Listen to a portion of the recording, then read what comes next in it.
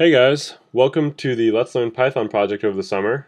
Videos will come out 2 times a week, and yeah, this is a video for people who have never programmed before. It's okay. We're here to learn how to program. That's the whole point. But first things first, let's go to python.org and download Python now.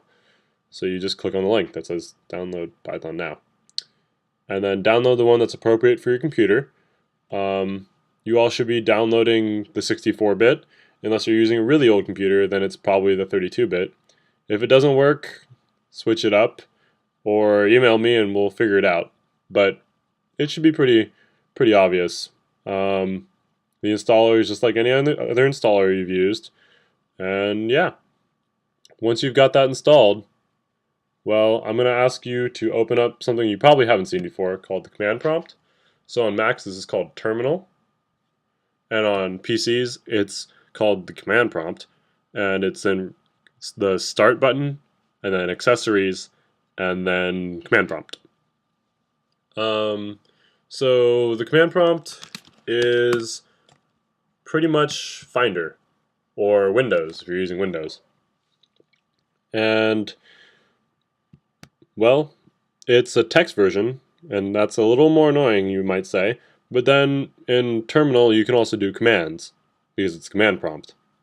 And that's useful, and you'll see why in a second. But let's practice navigating around. So right now I'm in the present working directory. Directory is another word for folder.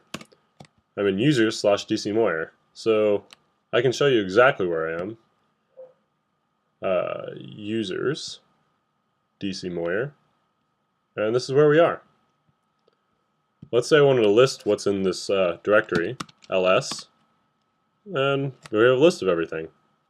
If we want to know a lot about it, list long, and all sorts of interesting things about it, some of which I don't even understand. Well, yeah, I don't really know what these are doing here, but there it is.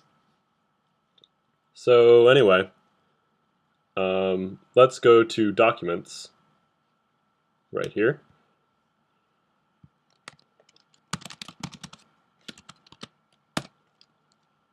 And Python stuff. If you don't have one called Python stuff or Python or whatever you want to call it, you can make directory. I'm pretty sure this works on Windows too. There might be a slightly different command. You can look it up on the internet. It's really well documented since a lot of people use this. Make directory Python stuff and then hit enter. I already have one, so I'm not going to do it, but there it is. And let's go there. Listing what's inside. We have helloworld.py. Hey, look at that, helloworld.py. So the reason why we're using this command prompt that's a little clumsy is because we can also do commands in it. Like right now, I'm going to ask Python, the program that you just downloaded, to compile this. Now, what did all that mean? That was a lot of words, I guess, or a lot of words that you've never heard before. So computer code looks like a text document. In fact, it is a text document. I'm using TextEdit to read it. And if you open it up, no, this is the same file. It'll look like this, a text document. It'll get angry at me and try to read it in some other text reader, but fine. But computers can't really read human writing that well. They need help. They need a translator to turn it into ones and zeros, because computers read only ones and zeros.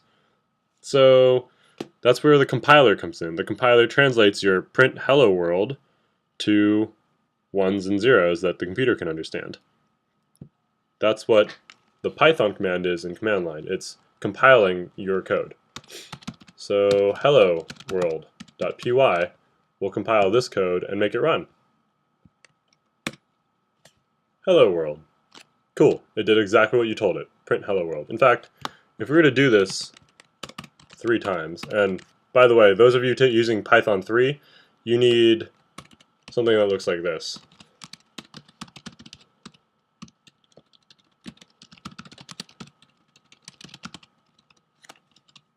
But don't worry about that right now.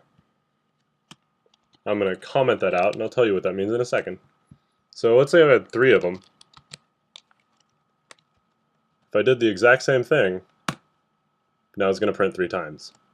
Isn't that cool? It does exactly what you tell it to and nothing else. So let's use Python 3. If you're using Python 3, that looks like this, right? And we're going to use Python 3. Alternatively, if you're using Python 2, you can even specify that you're using Python 2, and it'll still do the same thing. But Python 3, well, there we go.